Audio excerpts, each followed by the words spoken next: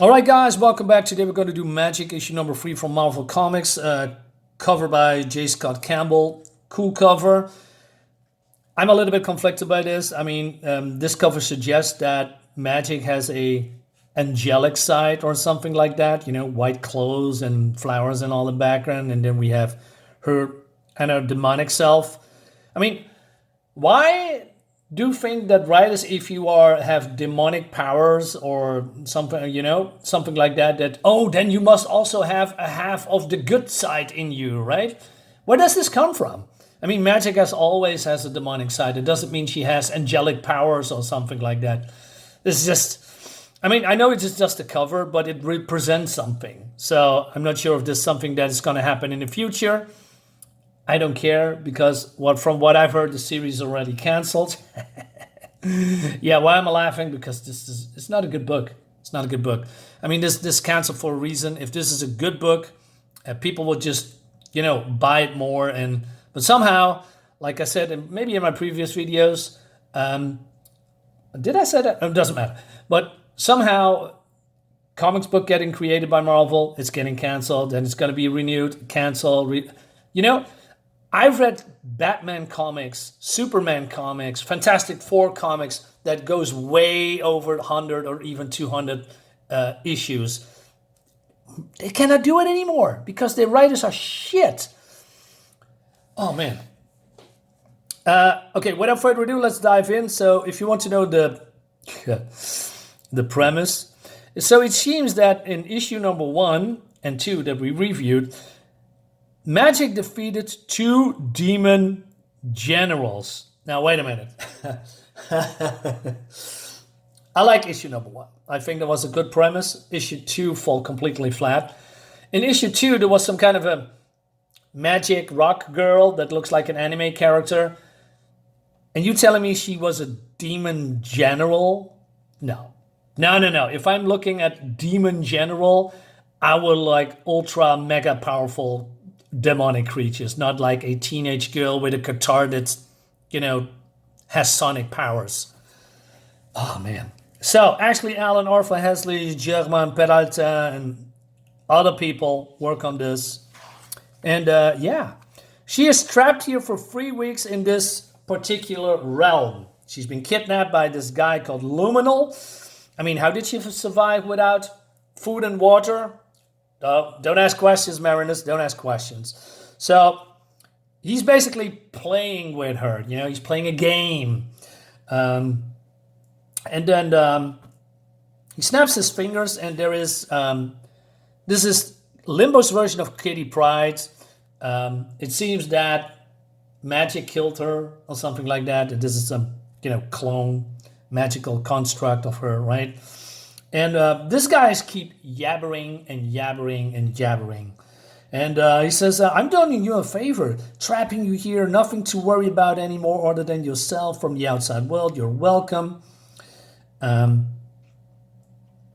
Also, she confirms or something like that he's intertwined with this domain, the same that she is intertwined with Limbo, where she was once upon a time the ruler. All right. Of course, he defeats him because he's the bestest ever. And then he conjures up 6 other demons, right? And then she, I don't know, he can look into his mind or something and show some parts of what happened in Limbo when she was younger. And he talks about her darker side, and that's basically his goal that he wants.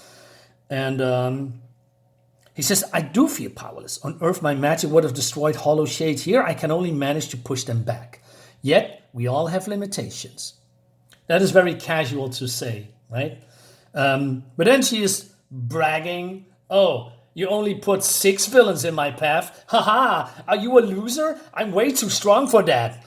Maybe your power is limited here. What is this facial expression? There's a lot of big assumption.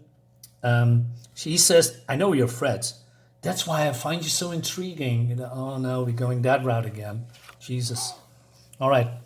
So, and then he basically he says, oh, I know your biggest fear, blah, blah, blah. And then he is conjuring Belasco, the demon who dragged her to hell, and then I don't know, she has some kind of a PTSD attack or something, right? Because, well, just a word in his voice, and I feel like I never felt limbo. But then immediately, 2 panels later, well, I'm not a child anymore. I don't tolerate threats. So she overcomes that immediately, and she says, hey, didn't you know I'm the bestest ever, right? While you might control this domain, you aren't omniscient. My magical may be weak, but can still to manage this basic spell. So,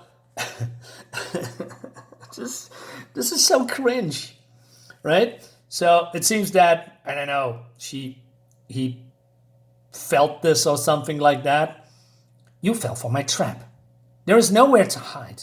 Now I am on the attack. So you telling me that this villain is some uber powerful creature trapping her for 3 weeks and then being that stupid to, fall into the true trap. Also, if this is a basic spell, right? And she also says, my magic power may be weak. How really strong is she? So this means that if he's falling so easily for a trap and he's hurt, that means in the outside world, she easily can, kill him, overpower him, defeat him.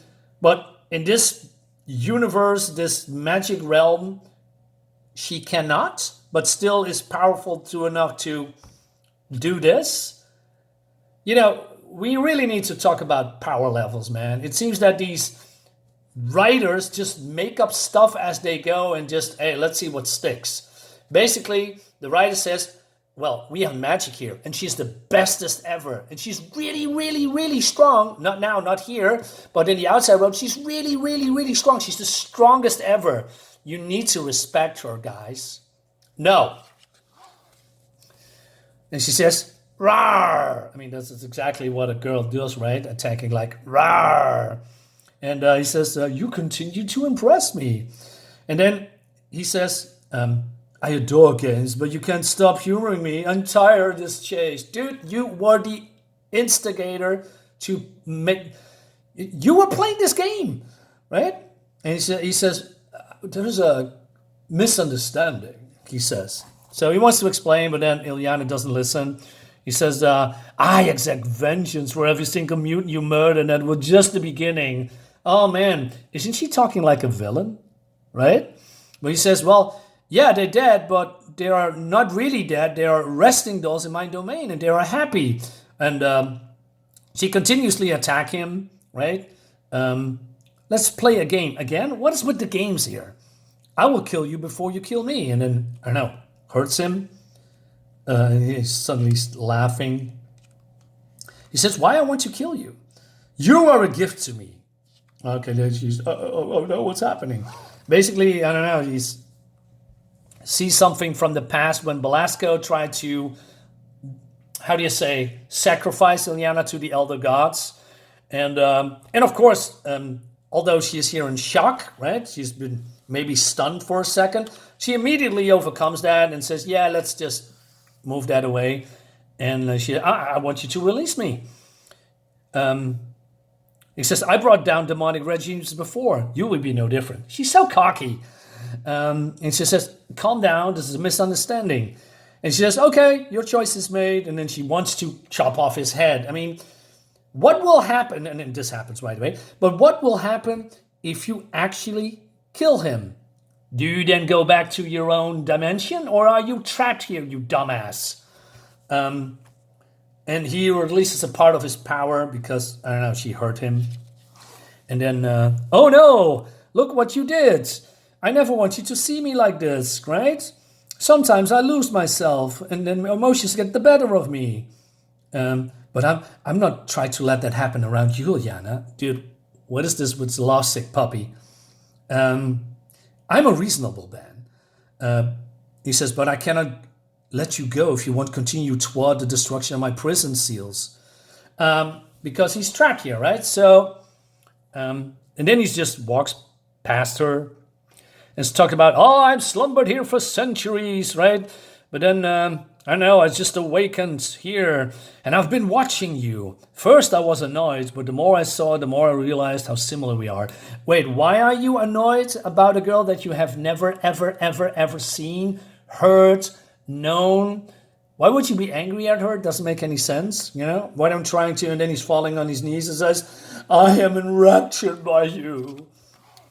It's just so cringe. So he tells about the fact that he, I don't know, lost his mother or ran away. I don't know. But then these witches found him and he needs to be sacrificed because, I don't know, the witches wants to be ascend human themselves to something more. Okay, so he's going to get sacrificed. Okay, so he's dead, right? No. It seems that somehow it's, whatever it is, we don't know, but it transformed him into liminal. How? Don't know, right?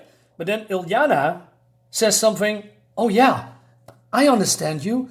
I have the same thing when I was in Belasco's grasp, in limbo. I'm going to help you. Really? You just, I don't know, you just want to cleave his neck off just a couple of seconds ago or a minute ago, and now you said, oh man, I feel sympathy for you. I want to help you. You were just a boy. You can help it. It's not your fault. Oh my God, you need help. And he says, I really hate sympathetic villains. Marvel has this done to death. I'm sick of it. Doesn't matter how well it's been told. This is not well told, by the way. But normally, if it's well told, but this is, you know, this guy's desperate. I mean, look at this. I'll bow to the mighty magic, and maybe you will find it in your heart to help me. Although you just said that he killed people. They are dead. And you can't change that. And you want to kill him. And now you said, oh yeah, I forgive you. It's not your choice. Okay. And then somehow he didn't die, and then other magicians or magic users come in to use him, and then he's now being trapped in limbo. So what happened to these girls, by the way? Did they ascend to something more? I don't know. We don't see that. So I assume they did, but you know, ignore all that storyline, right? Because it doesn't matter. Let's move the plot forward, right? Because all this stuff is just, you know, stuff, nothing more. And he was alone in the darkness. And so basically he get intertwined with the prison he was in, blah, blah, blah. And then she talks about, you know, these generals. Generals, really. And this domain will not be mine for much longer. I see the key to my freedom. All right, so he says, yeah, normal sacrifices, yeah, it didn't help me at all. But mutant sacrifices, yeah, they weaken the barriers. So more mutant sacrifices, please. So I had my humanity peeled away to reveal who I really was underneath. I can offer you the same gift to you. I'm lonely, Ilyana. I've craved someone who could understand me. I'm just so lucky to have found you. This is so cringe. This is so cringe. Oh my God. So he offers her a deal. And the deal is he wants to be free, right? And basically, you know, but he also wants a companion, and the one that understands him. So he may try to appeal to, you know, the better nature of Ilyana. And so he says, I can, if you're not joining me, I will continue the killing. But I don't want you, I want your other half. He wants to strike a bargain with her. You know, he let Ilyana leave, you know, but only if he is allowed to weaken her barriers. Now I thought, wait a minute, barriers? She had some kind of a barrier around it, you know, stopping her demon self. I thought it was done by her willpower instead of some kind of a magic incantation that locks her demon part away. I do not know. But she says, oh yeah, by the way, I really love it. That was sarcasm, by the way. I really love it when writers think they are smart and clever by telling the audience, I'm not, if not a tactician. Lets him suggest a cast. I will not offer him anything anymore.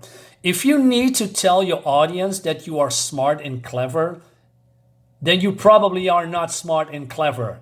The audience can figure that out by reading your actions, watching your actions on paper, right? Instead of, don't you know, guys, I'm the bestest ever.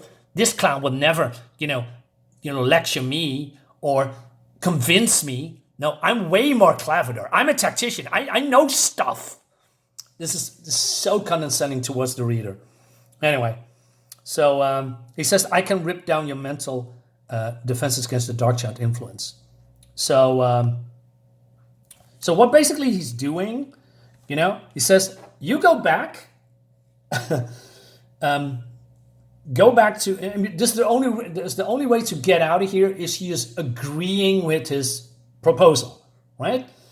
But if she's succeeding, I mean, she says, well, I can stop. Let me rephrase that. If it's a little bit confusing, convoluted. So he rips away the barriers so that the dark child will at some point resurface, taking her over. That's probably the best word. She says, nope, I can do it. I'm going to stop you. And she says, also bragging that her mental barriers is too strong. So she says, I will prove you wrong. By the time I'm finished, you will beg for my mercy, beg to be trapped once more. Like I said, this is villain speak, right? This is all bragging. So she has 3 weeks to stop him, And if she succeeds to stop her, the dark child, overtaking her, he will remove, that's his promise, the dark child entirely from her, from her system, from her soul or whatever, ripping out of her so that she can be free. If it's that not the case, then she will return back to this liminal guy, and they will be king and queen of this domain and rule the world, or some crap like that, right? And Ilyana knows this is a huge risk, but she doesn't have a choice. Wait a minute, aren't you saying you're a tactician? You're clever. You know better. You outsmart him, but then you agreeing with him, basically. So basically, you don't have any choice at all. You didn't outsmart this guy at all. Because the writers, again, they think they are so smart in insulting the reader, basically making a fool out of themselves, if you are a smart writer, there was different ways to get out of this bargain instead of, I want to get out of here, and I'm agreeing with your terms, and now I'm going to prove myself that I am the bestest ever, and nobody's better than me, and I'm going to repress my dark child's persona, and I'm going to do it. Probably she's going to do it because that's the way this comic has been written, right? So, all right, it's not over. So she's going back. She's finding this guy that she just met 2 issues ago, and she's, oh man, I miss you so much, I'm so relieved that you're okay. You don't know this guy. You do not know this guy. Why are you so passionate about seeing him again? You have 0 connections with this guy. He is just a guy that helped you. Why are you? Oh man. And she says, I've been away for a very long time. He says, no, you're not a lot. You wasn't away for weeks, just a couple of days, right? And there was another seal broken. So another person helped me doing that. So that's very, so he found someone else to help him, right? She have supplies and she'll be back soon, right? He says, hey, here is my journal. You can verify my work. And he finally trusts me. But then she says something stupid, shattering that trust. He says, by the way, you need to know something. I made a deal.